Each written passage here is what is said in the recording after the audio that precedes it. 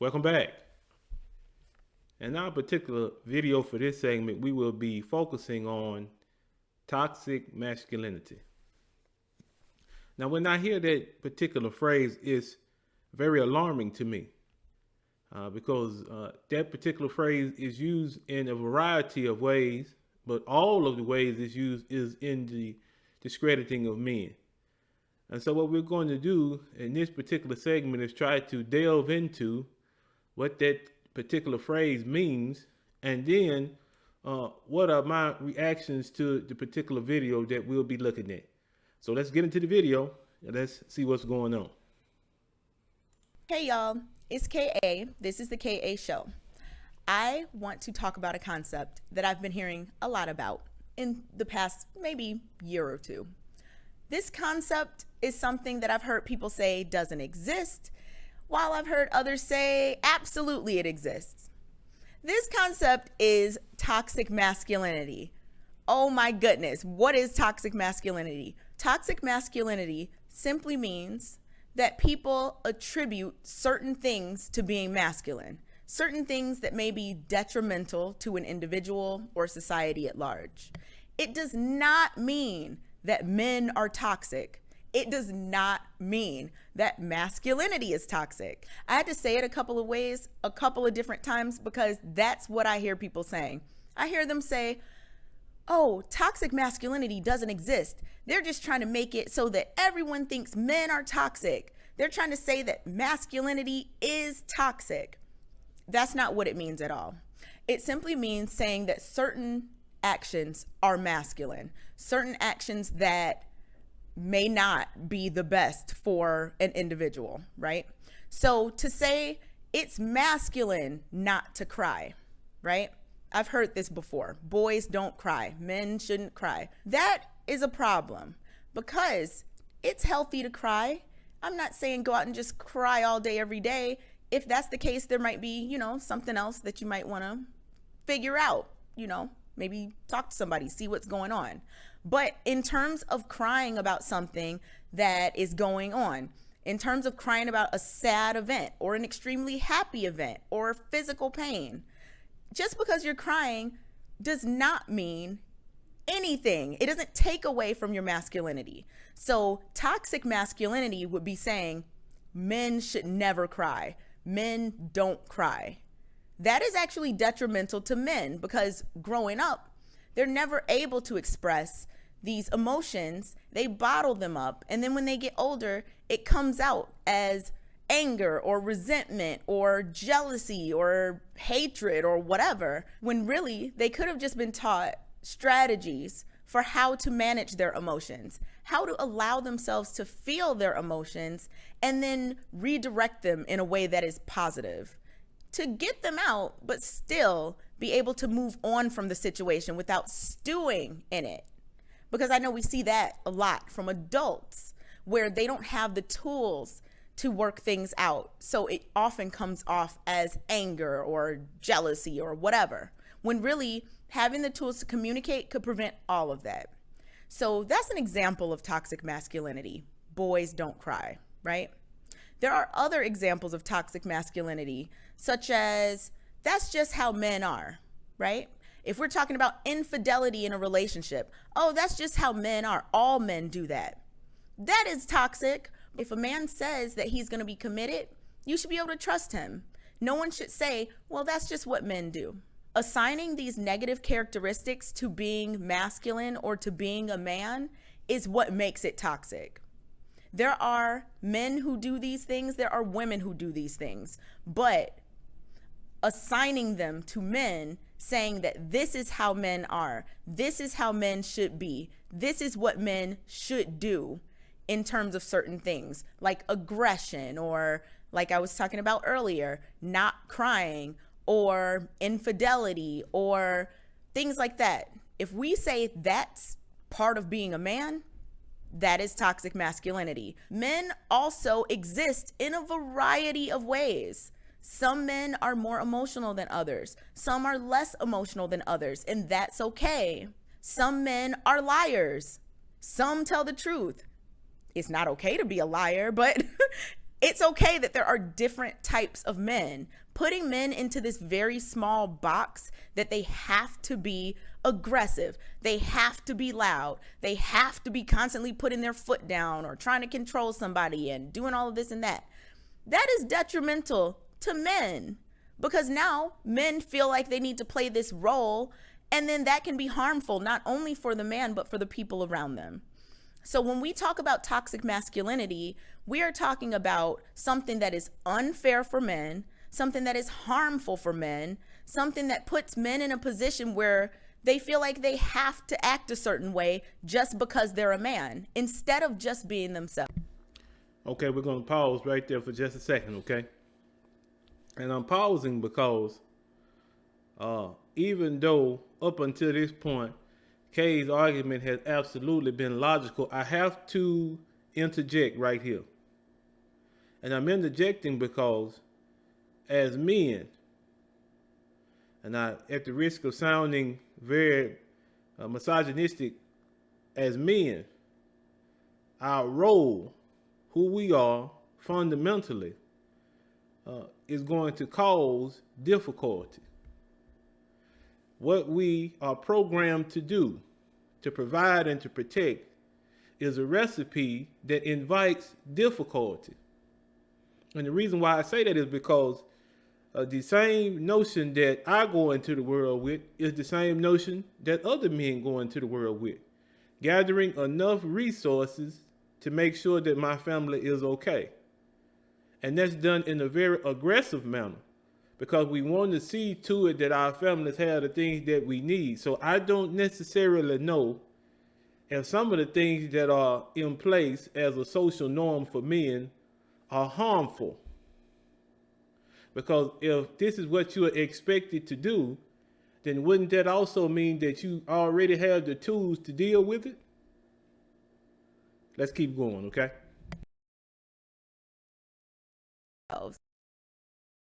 We should leave room for people to simply be themselves.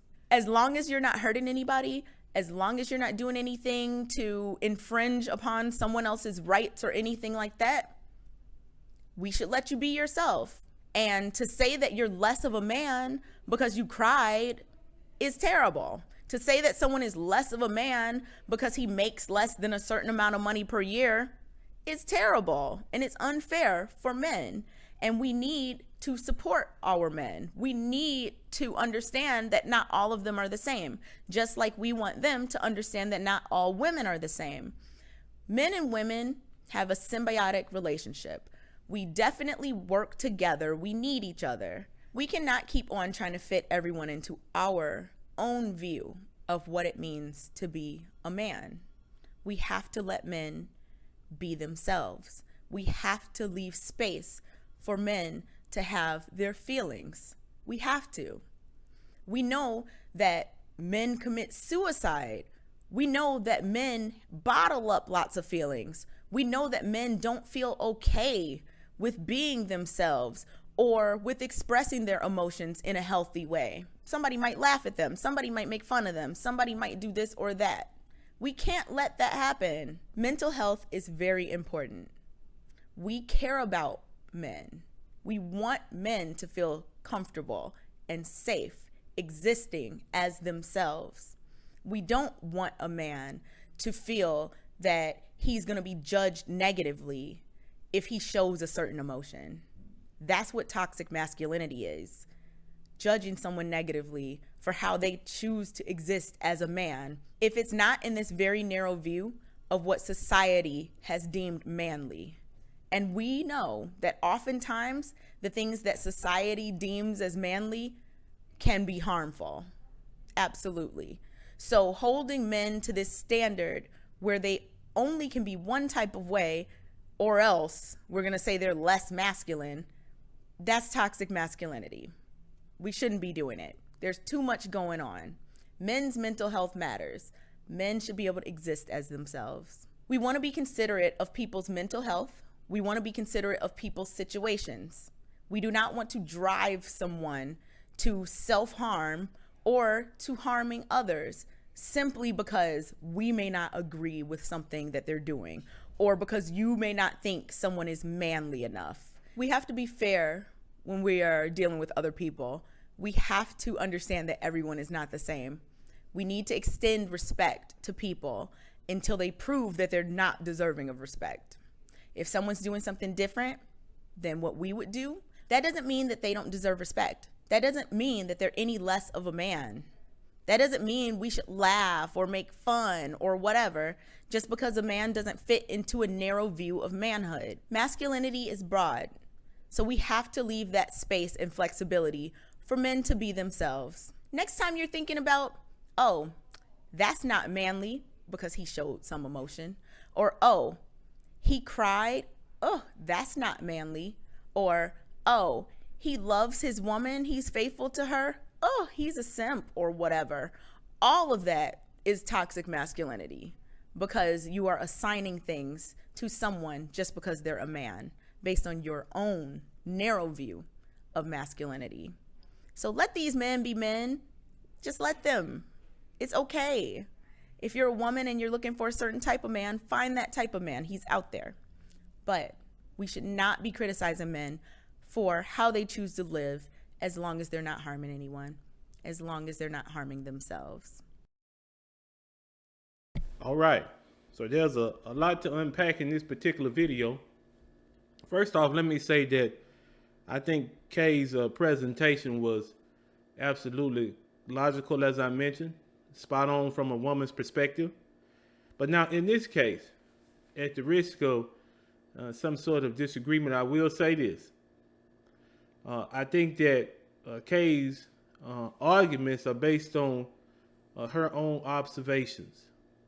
And those observations are astute, but at the same time, I would encourage you all to take them not at face value is what I would say. Because herein lies a situation where a person needs experience. So as a man, there are a lot of social norms, a lot of social constructs that women just don't understand.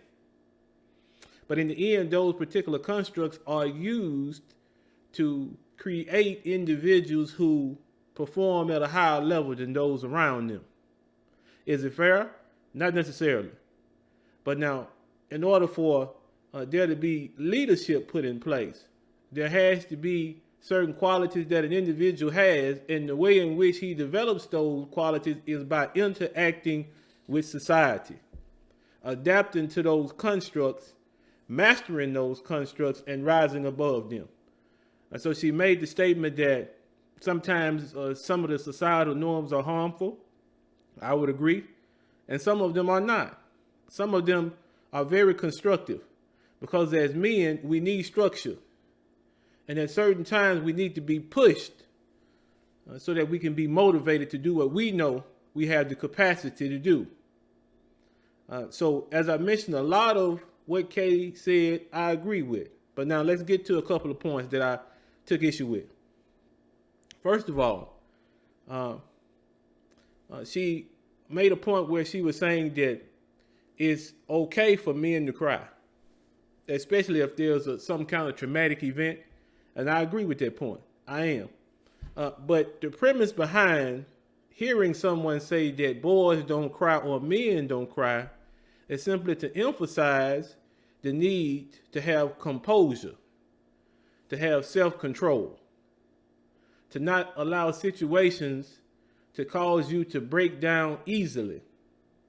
See, as an individual who is supposed to be developing leadership qualities, he has to maintain his self-control, because logic is dictated through self-control.